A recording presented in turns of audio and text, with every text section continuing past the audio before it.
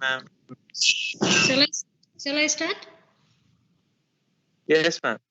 Okay, we'll start. Today class is endometriosis. Okay, endometriosis.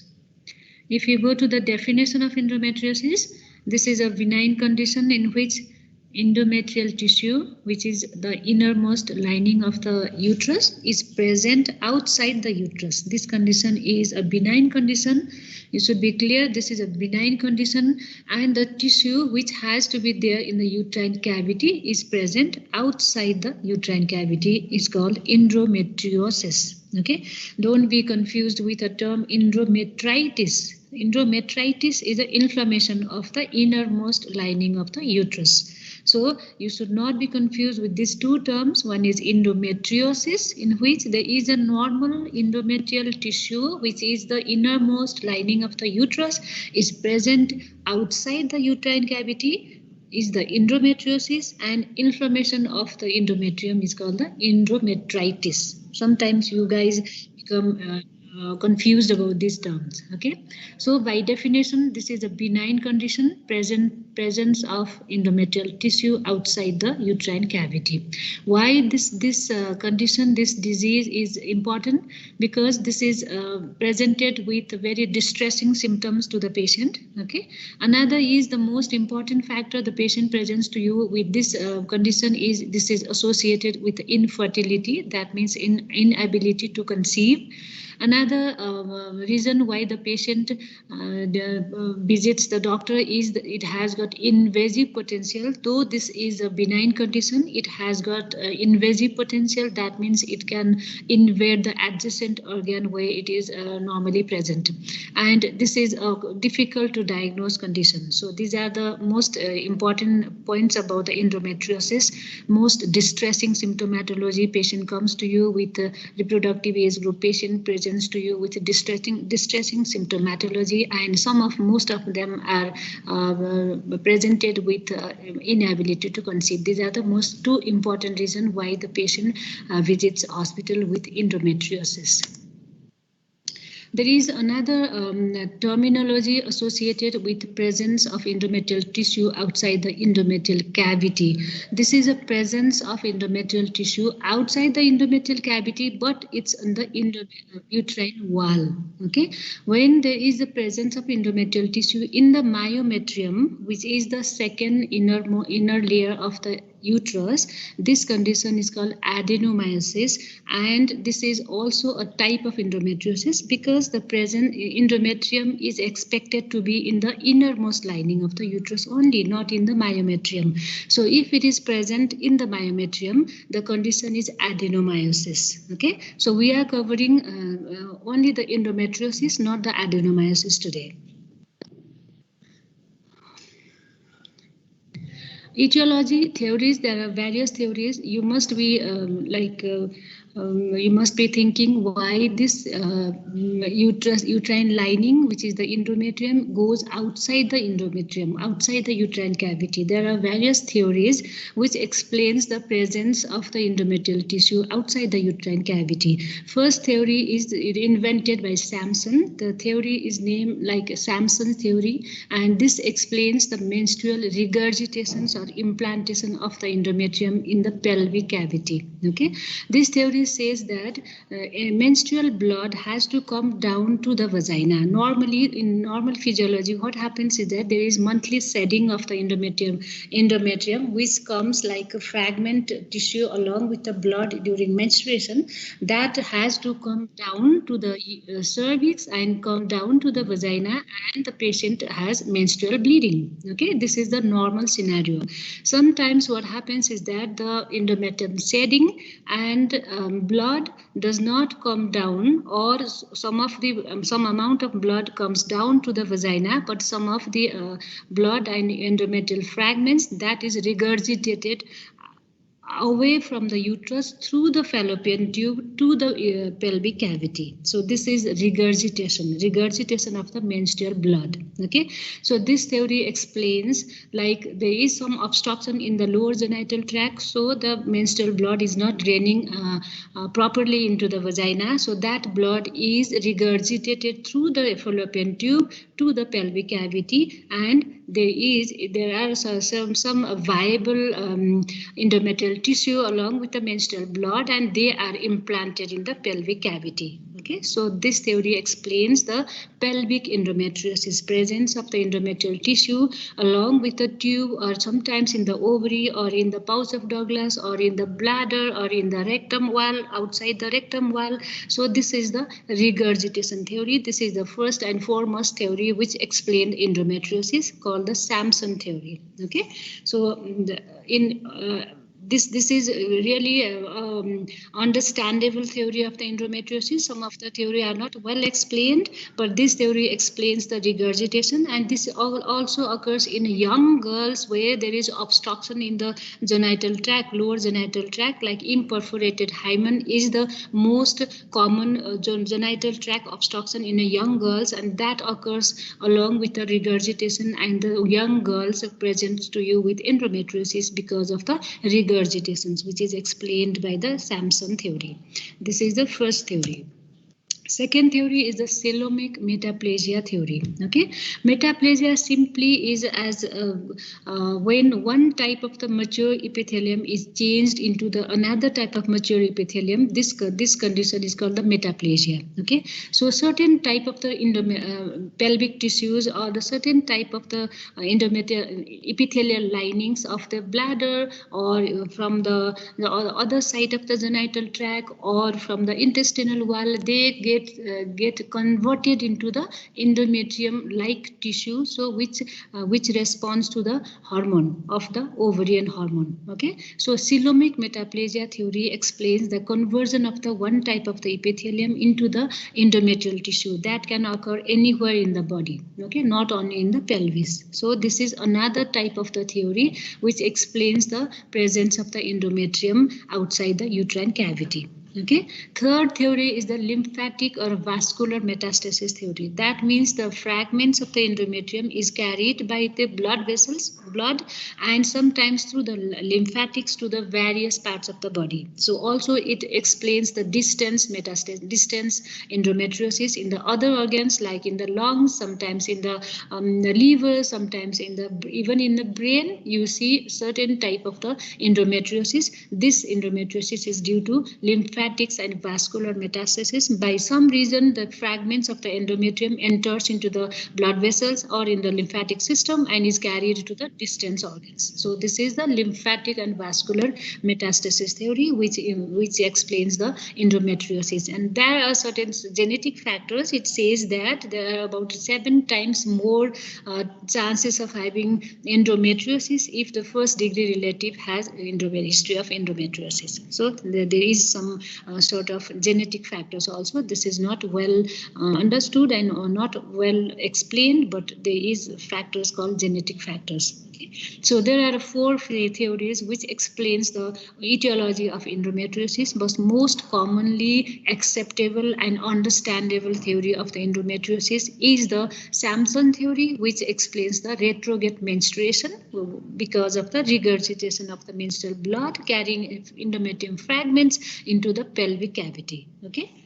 So this is about the etiologies. If you go through the etiologies, like first is the Sampson theory, is a name given after the scientist who invented. Second is the coelomic metaplasia theory, is invented by Mayers. So the theory is named after the scientist, is a Mayers theories. And the third is the hematogenous or lymphatic spread of the distance endometriosis, is invented by Halban. So the theory goes along with the Halban theory. Okay, so these are the 3 theories which explains the etiology of endometriosis. What are the common sites of the endometriosis? That means where do you see the normal endometrium outside the uterine cavity? Okay, normally what happens is there is endometrium. This is the uterus. Okay, this red thing is the myometrium. Okay, and this purple thing, blue thing is the endometrial lining of the uterus. Okay, so this is the normal scenario when this endometrium, this bluish thing is outside the uterine cavity. This is called endometriosis. So you can see endometriosis. Most commonly, you see the pelvic endometriosis. Most deepest part of the pelvis is the pouch of Douglas. So you see a lot of endometriotic implants here. Okay, so suppose there is retrograde menstruation and the blood is carried by the fallopian tube and it falls down to the pouch of Douglas, which is the deepest structure, deepest pouch in the pelvic cavity. So this endometrium gets implanted here. Okay, so this is the pouch of Douglas and uterosacral ligaments. Sometimes you see endometriosis in the rectum. Sometimes you can see endometriosis in the fallopian tube. Sometimes you can see endometriosis in the urinary bladder, and you can see other sites like in intestinal wall from outside serosal layer of the intestine. You can see endometriosis. This is the pelvic endometriosis, and the presence of this endometrium, most of this endometriosis is explained by the Sampson theory, which is retrograde menstruation. And if there is endometriosis inside the bladder or inside the rectum, this is not explained by Sampson theory. That can be the coelomic metaplasia theory. It can be explained by coelomic metaplasia theory. So these are the common sites, and rarely you can see endometriosis in other part of the body also, like brain and liver and lungs also. Okay. So patient distressing, we talked about the distressing symptomatology of endometriosis. So your patient visits hospital. Okay, why the patient becomes symptomatic in endometriosis? Okay, why this patient, why the presence of endometrial tissue outside the uterine cavity has got all these things, symptoms and things like that. This is because of because of the endometrial tissue is a hormone responsive tissue. That's why a female menstruates every month. Okay, ovarian hormone act on the endometrium, and that female will have menstruation. Okay, there are various changes which occurs in the endometrium and resulting in the shedding of the endometrium in the form of menstruation. Okay, when there is presence of endometrium outside the uterine cavity, that ectopic, we call it like ectopic endometrium. Ectopic means abnormal sites of implantation. Okay, that ectopic endometrium also responds just like the normal endometrium in the uterine cavity. Okay, in uterine cavity there is a like ovarian cycle and endometrial cycle during menstrual phase. Like one is the proliferative phase in the endometrium, second is the secretory phase of the endometrium, and the third is the menstrual phase of the endometrium where the patient bleeds. That occurs in the ectopic endometrium also. Okay, that means abnormally implanted endometrium outside the uterine cavity also goes through the proliferative phase, secretory phase, and menstrual phase. Okay, uterine endometrium, what happens is during menstrual phase the endometrium is sloughed out and is discharged through the vagina. But the ectopic endometrium, which is there in the pelvic cavity, does not, like, there is no way to come out the blood, so the blood is collected there. Wherever is the endometrial tissue, there is bleeding during the menstrual phase, and then blood is collected there. Okay, when there is blood collection, that is foreign material causing irritation of the pelvic structures, congestion of the pelvic structures, and that patient becomes like symptomatic. Okay, so repeatedly every month the patient is having similar scenario. Similarly, patient has every month menstruation, vaginal bleeding is there, uterine blood comes through the vagina, but the ectopic endometrium, the blood from the ectopic endometrium does not come like through the vagina. It has no way to come out, so it is collected there.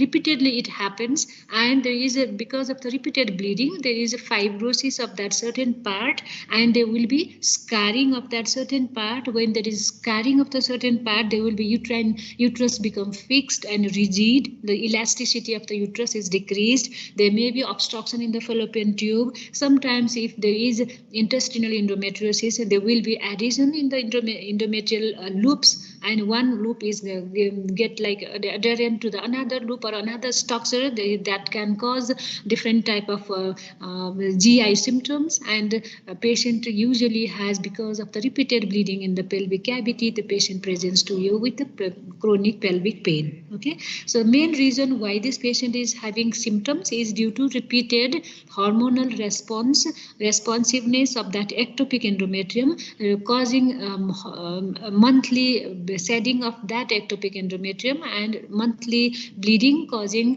fibrosis and adhesion and congestion, all these things. Okay, this is why the patient becomes symptomatic in endometriosis.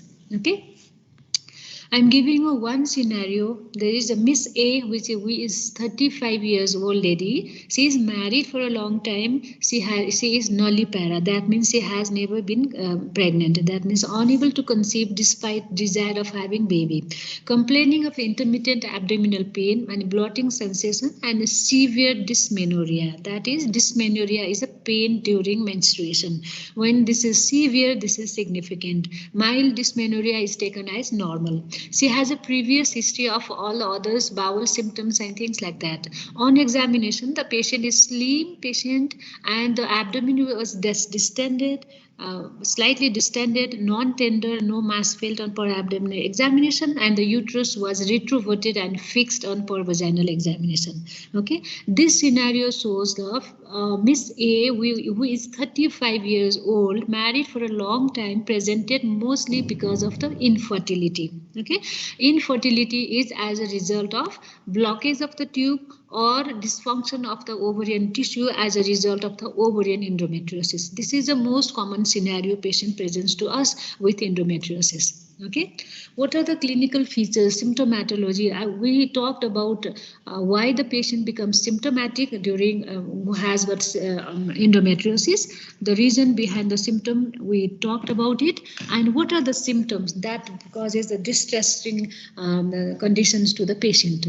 There are a triad of symptoms in endometriosis. One is dysmenorrhea, which is severe dysmenorrhea. Okay, another D is the difficult to conceive. Like we talked about the case presented with infertility, unable to conceive. This is a difficult to conceive. This is another D of the triad of 3D. Okay, another is a dyspareunia, is a condition which is a painful intercourse. Painful sexual intercourse is taken as dyspareunia. Nowadays we have added, people have added with another D is a deep-seated pelvic pain is another presenting feature of endometriosis. So there are 4 Ds in the clinical, most important clinical features of the endometriosis. One is dysmenorrhea, another is difficult to conceive, another is dysmenorrhea, and the fourth one is deep-seated pelvic pain. Okay, so these are the most common symptoms.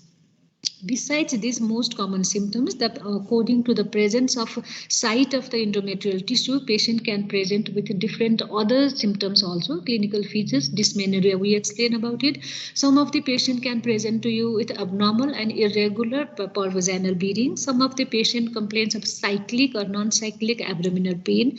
Lower abdominal pain, we talked about the deep-seated lower abdominal pain, and sometimes back pain if it is associated with the back pain like lumbar endometriosis. Other features like the patient can have constipation or diarrhea, alternate constipation and diarrhea. If the GI tract is involved, there is a bloating and nausea and vomiting. If the again upper GI is involved, inguinal pain, sometimes the patient can have endometriosis at that site also. If the patient has got inguinal pain during menstruation, you have to suspect endometriosis also. Another is dysuria if the bladder, urinary bladder is involved. Dyspareunia, we talked about it, and nodularity felt in the pelvic examination, mostly in the uterosacral and the pelvic pouch of Douglas region. These are the other clinical features of endometriosis besides 4 Ds most common. Okay, so sign and symptoms can be divided. Signs and symptoms. Symptoms are the problem patient comes to you,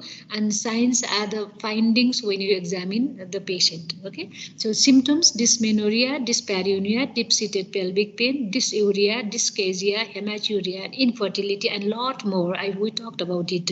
These are the symptoms. And signs, when you examine a patient, I told you in the previous scenario, the patient is lean and thin. It means that the patient is having chronic pain, not able to conceive. They are worried about the conception, pregnancies, and things like that, and they are not gaining weight properly because of the chronic pain. That is another sign. And when you examine the abdominal and per vaginal examination, like tenderness in the pouch of Douglas, cul-de-sac, and nodularity in the cul-de-sac, that is another finding we get in the endometriosis. Another is a fixed and retroverted uterus. Uterus is retroverted, that means falling towards the rectum. So this is because of that there is regurgitation of the menstrual blood in that scenario, and that is due to, again, maybe due to repeated bleeding and fixity of the uterus because of the fibrosis. Another is adnexal masses or tenderness can be felt. Adnexa is a region on either side of the uterus where the fallopian tubes and ovaries are located normally. This is the adnexa. Anteriorly there is anterior adnexa, posteriorly there is posterior fornix through the vaginal wall. You can feel posteriorly also, but adnexa, we talk about the fallopian tube and ovaries. So to adnexa there may be tenderness or there may be like mass on the adnexa also. Types of endometriosis, we talked about the pelvic endometriosis and the various sites of the endometriosis. Pelvic endometriosis can be of the peritoneal surface on the inner side of the abdominal wall or in the pelvic peritoneum. Pelvic endometriosis can be in the ovarian sites, maybe the ovarian endometriosis, and sometimes there is a pelvic ovarian as well as a peritoneal endometriosis can be the deep infiltrating type invading the nearby structures, intestine or bladder. So these are the pelvic endometriosis. Extra pelvic endometriosis can be of the involvement of the GI tract, involvement of the urinary tract, then involvement of the scar, previous surgery site. You can see the scar endometriosis. Sometimes you can see if the patient has vaginal delivery and there is a injury in the vagina, and that during the delivery after delivery of the placenta, the endometrium can be implanted in the vagina. You can see vaginal endometriosis, and rarely you can see thoracic endometriosis as well, as because there is a typical presentation of thoracic endometrium, lung endometriosis, is the patient complains of the hemoptysis during menstruation. This is very rare, but sometimes patient can be presented with I have hemoptysis during menstruation. You have to suspect lung endometriosis. Okay, this is very rare and interesting thing. Okay, so this is a normal pelvic structure. Okay, normal pelvic structure, what you see, this is shown through the laparoscopy. This is a uterus and this is the ovary, this ovary and fallopian tube, complete fallopian tube is not visible though. This is a normal scenario. Okay, normal pelvis through the laparoscope. Okay, here this is the ovary. Okay, there is a black chocolate like fluid coming from that ovary, that is called the chocolate cyst. This is the one type of the ovarian endometriosis. What happens is in the ovary there is endometrial tissue which responds to the hormone estrogen and progesterone, causing monthly bleeding inside the ovary, which gets collected here in the enclosed situation. Like this is not coming out. When you do something like maybe this figure is taken, this photo is taken out during laparoscopy and removal of the ovarian cyst, it gets ruptured and the chocolate like material is coming out. This is called the chocolate cyst. This is one form of the ovarian endometriosis. Okay, this is umbilical endometriosis. Rarely we see endometriosis in the umbilical region. Okay, so this can be seen secondary to the laparoscopy. Sometimes we put one entry of the laparoscope through the umbilicus and we do gynecological surgery through the laparoscope, and there may be chances of endometriosis in that site of the umbilicus. Or otherwise, if the patient, even if the patient doesn't have previous surgery, that patient can have umbilical endometriosis as well. Okay. So this is again ovarian endometriosis. It's in the surface of the ovary. There is a repeated infection and fibrosis looking brownish structure on the surface of the ovary. So this is again ovarian endometriosis, and this is a difficult scenario. It causes this type of the endometriosis causes adhesion along with the tubes and with the intestines and sometimes with the another ovary. So this is this type of patient present to you with infertility because of the adhesion formation. Okay. Comorbidities, what happens, clear-cut patient menstruate every month and the patient has bleeding on the ectopic endometrium and patient becomes symptomatic and patient has 4Ds type of clinical features. Okay, what happens, what are the other comorbidities associated with endometriosis? Like adhesion formation, I told you, if it is near the intestine, that causes intestinal endometriosis and it causes adhesion formation. A patient can present to you with intestinal obstruction, sometimes of acute intestinal obstruction. Okay, comorbidity second is the infertility. I told you infertility is as a result of the involvement of the fallopian tube or the lack of the ovulation by the endometriotic ovary, which causes ovum are not matured and they are not released monthly, normal ovum, so that patient presents to you with infertility. Others, like if the patient gets pregnant, there may be some features of the pregnancy, there's some adverse effect on the pregnancy outcomes also, either in the form of the preterm birth or sometimes abortion also. Okay, and another comorbidity is dyspareunia, which can lead into the infertility as well as other symptoms. So this dyspareunia is again due to repeated bleeding and loss of elasticity of the lower genital tract. The patient complains of painful sexual intercourse, and there are certain associated cancer and autoimmune connection with the endometriosis, but they are not well proven. Dysmenorrhea, why the patient gets dysmenorrhea, I told you why the patient becomes symptomatology is the same thing. Okay, dysmenorrhea, the patient who has endometriosis, that there are various types of the dysmenorrhea. Patient with endometriosis has got congestive dysmenorrhea. Okay, there are spasmodic dysmenorrhea also. Secondary dysmenorrhea could be the reason of that, and congestive dysmenorrhea is simply as simple as because of the congestion and pelvic peritoneum, irritation of the pelvic parietal peritoneum causing pain on the lower abdomen. That starts before onset of the vaginal bleeding and usually it lasts a few days even after menstruation. This is a typical type of the dysmenorrhea patient presents to you with endometriosis. Okay, this is again due to repeated bleeding and irritation of the pelvic structure, I told you. Okay, dyspareunia, as simple as I told you, this is because of the basically loss of elasticity of the lower genital tract as a result of the repeated bleeding and fibrosis and fixity of the uterus, all these things causing in dyspareunia. Dyspareunia can contribute to the infertility as well as in case of endometriosis. Okay, and infertility, about 50% of those patients with endometriosis may suffer from infertility. That is, about 50% is a high incidence of infertility in endometriosis. There are various factors which predispose that patient for infertility. Distorted pelvic anatomy, I told you, distorted fallopian tube, which is very important in the in conception. Another is the altered peritoneal function. Endocrine and ovulatory disorders, maybe anovulation or abnormal ovulation in those patients with ovarian endometriosis. And once the patient, it becomes like if there is ovulation and there is a fertilization, there may be problem with the implantation of the fertilized ovum, and there are certain hormonal dysfunction in the endometriosis, like there may be progesterone resistance and decreased level of the cellular immunities. These are the factors which predispose the patient for infertility with endometriosis.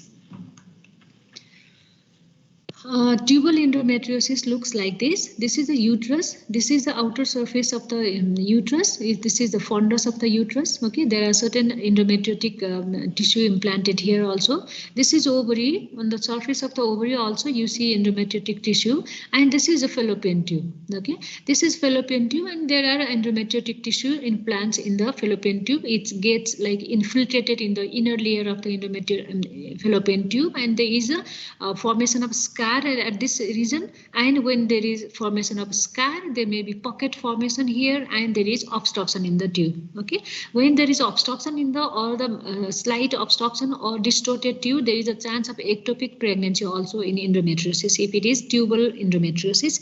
And if most of the patient presents with obstructed blockage tube, if there is partial block and there is pocket formation, there may be site that can be the site for implantation of the fertilized ovum, and the patient presents to you with ectopic pregnancy as well in case of endometriosis, in tubal endometriosis. Okay, chronic pelvic pain, again because of the repeated bleeding in the pelvic endometriotic site, that causes inflammation and causes pain, lower abdominal pain for a long time. Okay, chances of adhesion of the viscera to that particular site related to the GI symptoms and subacute intestinal obstruction. Okay, so this is these are the reason why the patient presents to you with chronic lower abdominal pain. Okay.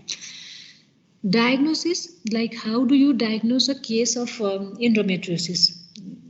For each and every condition, disease, we have to start from the history, clinical examination, investigations for the diagnosis, complete diagnosis of the final diagnosis of any condition. Similarly, it applies to the endometriosis also. You have to take proper history of that particular patient. Menstrual history is very important, or other history like weight gain is very important. Other history like whether the patient is having or other medications or not, that is also important. And some of the patient may be taking hormone for the treatment of endometriosis, that is again important. So history taking, always start from the history taking. Pelvic examination, I told you there are findings depend on the site of the endometriosis. If it is in the pouch of Douglas, you can feel the nodularity in the pouch of Douglas during pervaginal examination. If it is a big ovarian cyst causing chocolate cyst, you can palpate the chocolate cyst if it is big enough through the abdominal examination also. And sometimes you don't get anything in the abdominal examination, and there is a uterus is fixed and retroverted, which is possible cause of caused by possibly this is caused by endometriosis. Okay, so these are not the final diagnosis, these are the clinical features. So you have to do investigations for the final diagnosis of endometriosis. Certain investigations shows like even they don't give you final diagnosis, but the final diagnosis of the endometriosis is a histopathological examination of that particular biopsy taken out from that endometriotic site and sent for histopathology, and you examine under microscope. If you see the endometrial tissue consisting of the glands and stoma, only that is called endometriosis. So final diagnosis is always histologically, clinically. You can suspect endometriosis, but you cannot give you the final diagnosis of endometriosis without histological report. So what are the investigations you go through? You have to go through for the diagnosis of the endometriosis. Initially, you can go through the transvaginal ultrasound. This is a vaginal ultrasound probe inserted into the vagina. So this diagnosed, like if there are nodules, endometriotic nodules in the pouch of Douglas, sometimes in the uterosacral ligaments, and sometimes it shows adenomyosis, also presence of the endometrium in the myometrium also, and it also shows the adnexal masses in the form of the chocolate cyst. Okay, this is the best ultrasound for the diagnosis of the endometriosis. Abdominal ultrasound may not show anything in the pelvic cavity, cannot show the nodularity in the pelvic cavity. So transvaginal ultrasound is the best one if it is available. If it is not available, you can go for abdominal ultrasound also. Okay, laparoscopy is the gold standard for the diagnosis and also for the treatment of the endometriosis. Actually, for the diagnosis, like when you put a laparoscope inside in the abdominal cavity, you can see the pelvic cavity clearly. Okay, you can see the chocolate cyst, you can see the adnexal masses, you can see the big if there are big deposits on the ovarian surface or the fallopian tube surface, you can see these endometriotic implants, and you can take the biopsy also at the same time. And if there are a big cyst in the ovary, you can take out the ovary as ovarian cyst, chocolate cyst as well. So it can be used as investigation or treatment of the endometriosis. This is a gold standard for the management of endometriosis. Okay, this figure, this photo shows the peritoneal endometriosis. If the patient has got endometriosis for a long time because of the repeated bleeding, it looks like this scarring of the in the peritoneal surface. It can happen anywhere, in the bladder, in the uterine, in the fallopian tube, in the intestine, everywhere. It looks like this if it is a chronic condition. Okay, so these are the puckered brownish lesions because of the repeated bleeding and fibrosis and inflammation. It looks like this. Okay, this is a peritoneal endometriotic patch. This photo is taken through the laparoscope. Okay. So this is again ovarian endometriosis. This is I showed you in the previous slide also. This is chocolate cyst in the ovary. This is the ovary, and this is a cyst containing this type of the chocolate thick brownish fluid inside the ovary. This is a ovarian endometriosis. Okay, so this is another condition, deep infiltrating endometriosis. This is the one structure is adherent to the another structure so densely. This is a dense, deep infiltrating endometriosis. This can happen along with the uterus or the abdominal wall. Sometimes it can happen with the tubes or abdominal wall, or it can happen in between the intestine and bladder, things like that. This type of the thick adhesion is as a result of the deep infiltrating endometriosis. This figure also taken out through the laparoscope. Okay, so extraperitoneal endometriosis can be of in the region of the most commonly in the GI tract and urinary tract. I told you, depending upon the site of the endometriotic lesions, the patient presents with different clinical features. Same in the urinary tract also. Okay, so it happens, and this figure shows the pelvic endometriotic nodules. Okay, so these are the pelvic endometriotic nodules. You can see through the laparoscope, and you can take the biopsy from here. And sometimes we can do the burning of these lesions with lasers. So that can be in the form of the treatment of endometriosis. So laparoscopy can be used as a diagnostic tool or for the management of endometriosis. Okay, scar endometriosis, I told you, sometimes the patient complains of the vaginal endometriosis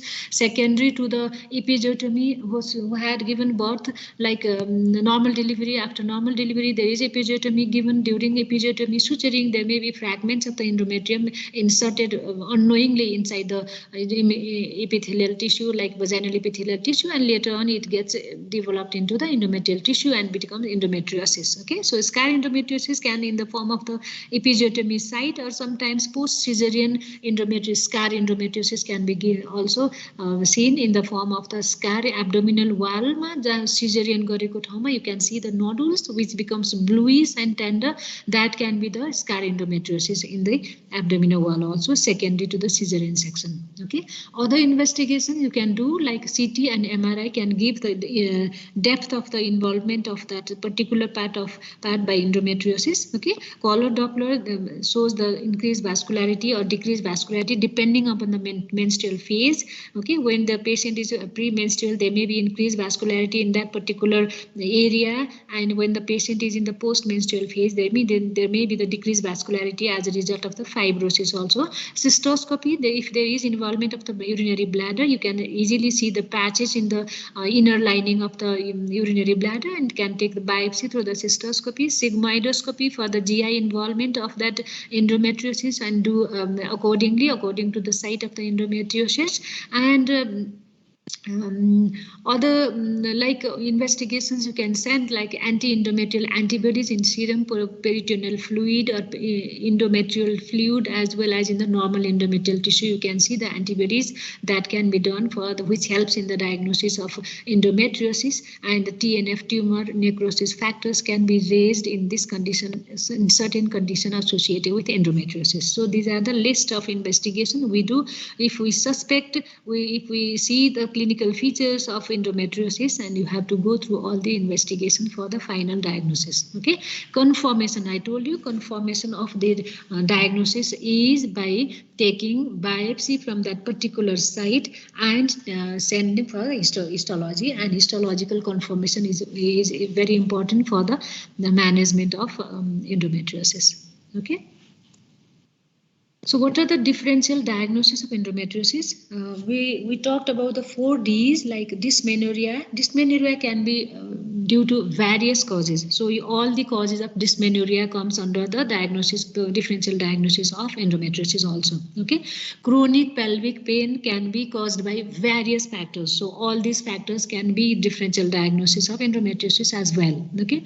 And post-operative adhesion, like abdominal, who had abdominal surgery of any type, not only the gynecological surgeries, intestinal GI surgeries, or other type of the surgery. If the patient has got a scar on the abdomen, that patient can be presented with an adhesion because of the scar formation, and that can be also the differential diagnosis of endometriosis. And like ectopic pregnancy, I told you, tubal blockage or partial blockage of the tubes can be present to you with ectopic pregnancy, and that ectopic pregnancy is there for a long time. We call the chronic ectopic or the old ectopic pregnancy. Okay. Pelvic congestion syndrome is another differential diagnosis of endometriosis.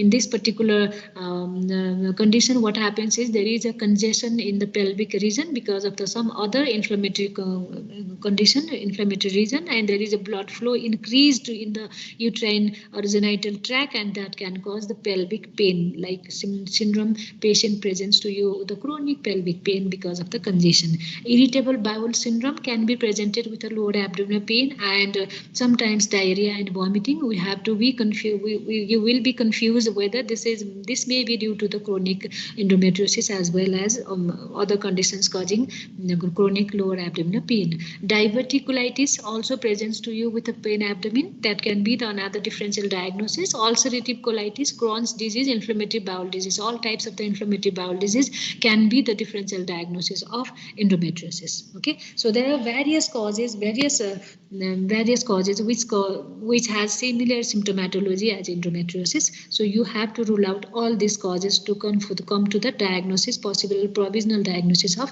endometriosis. Okay, so these are the differential diagnosis. So about the treatment, next class we'll discuss about the treatment. Okay, any question? There are 2 classes for endometriosis. First is like we talked about till differential diagnosis. Treatment part we will discuss in the next class. Any question, class? Is it clear? Hello? Yes, ma'am. Any question? No, ma'am. No? Okay, then see you next time. I will talk about the management of endometriosis. I request you to go through all these etiologies and clinical findings. This is very interesting topic. We'll discuss about the treatment in next class. Okay.